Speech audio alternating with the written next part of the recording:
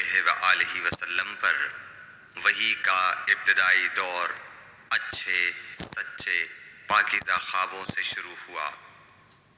آپ خواب میں جو کچھ دیکھتے وہ صبح کی روشنی کی طرح صحیح اور سچا ثابت ہوتا۔ پھر من جانب قدرت آپ تنہائی پسند ہو گئے اور آپ نے غار حرا میں خلوت نشینی اختیار فرمائی اور کئی دن اور رات وہاں مسلسل عبادت اور یاد الہی و ذکر میں مشغول رہنے لگے۔ جب تک گھر آنے کو دل نہ چاہتا توشہ ہمراہ لیے ہوئے وہاں رہتے۔ توشہ ختم ہونے پر ہی اہلیہ محترمہ حضرت خدیجہ رضی اللہ تعالی عنہا کے پاس تشریف لاتے اور کچھ توشہ ہمراہ لے کر پھر وہاں جا کر خلوت گزین ہو جاتے۔ یہی طریقہ جاری رہا یہاں تک کہ آپ پر حق منکشف ہو گیا اور آپ غار حرا ہی میں قیام پذیر تھے کہ اچانک حضرت جبرائیل علیہ السلام آپ کے پاس حاضر ہوئے اور کہنے لگے کہ اے محمد پڑھو۔ آپ فرماتے ہیں کہ میں نے کہا کہ میں پڑھنا نہیں جانتا۔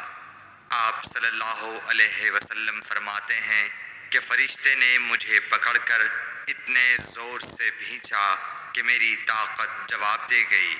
پھر مجھے چھوڑ کر کہا پڑھو۔ میں نے پھر وہی جواب دیا کہ میں پڑھا ہوا نہیں ہوں۔ اس فرشتے نے مجھ کو نہایت ہی زور سے بھینچا کہ مجھ کو سخت تکلیف محسوس ہوئی۔ پھر اس نے کہا کہ پڑھ۔ میں نے کہا میں پڑھا ہوا نہیں ہوں۔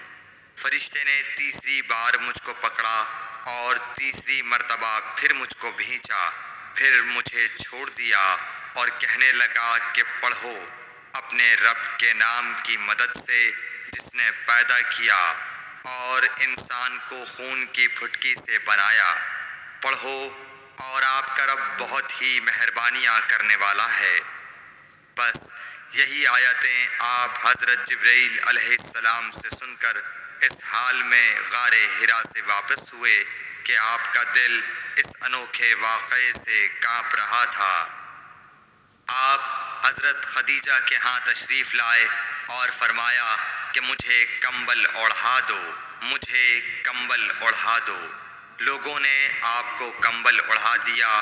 جب آپ کا ڈر جاتا رہا تو آپ نے اپنی زوجہ محترمہ حضرت خدیجہ رضی اللہ تعالی عنہا کو تفصیل کے ساتھ یہ واقعہ سنایا اور فرمانے لگے کہ مجھ کو اب اپنی جان کا خوف ہو گیا ہے۔ آپ کی اہلیہ محترمہ حضرت خدیجہ رضی اللہ تعالی عنہا نے آپ کی ڈھارس بندھائی اور کہا کہ آپ کا خیال صحیح نہیں ہے۔ اللہ کی قسم آپ کو اللہ کبھی رسوا نہیں کرے گا۔ آپ تو اخلاق فاضلہ کے مالک ہیں۔ آپ تو کنبہ پرور ہیں، بے کسوں کا بوجھ اپنے سر پر رکھتے ہیں، مفلسوں کے لیے آپ کماتے ہیں، مہمان نوازی میں آپ بے مثال ہیں اور مشکل وقت میں آپ امر حق کا ساتھ دیتے ہیں۔ ایسے اوصاف حسنہ والا انسان یوں بے وقت ذلت و خواری کی موت نہیں پا سکتا۔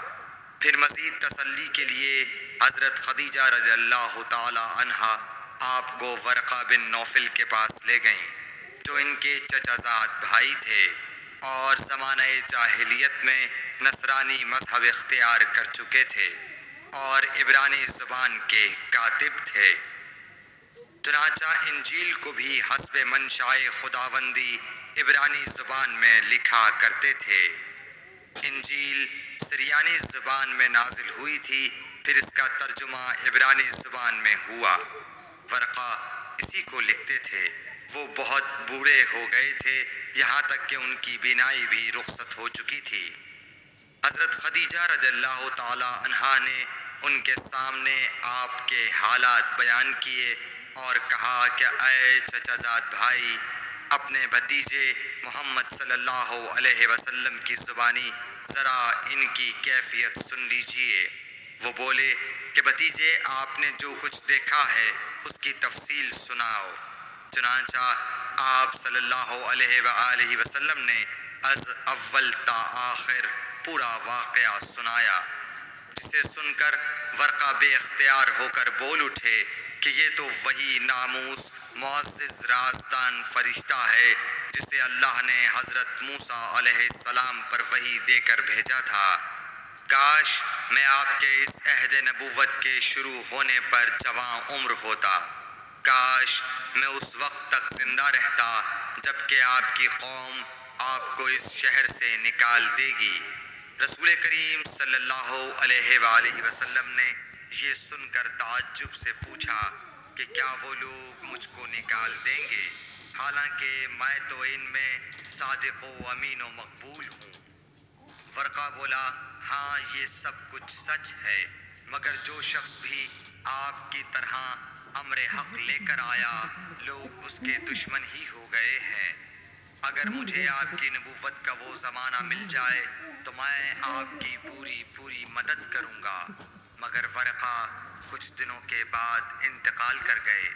پھر کچھ عرصے تک وحی کی آمد موقوف رہی۔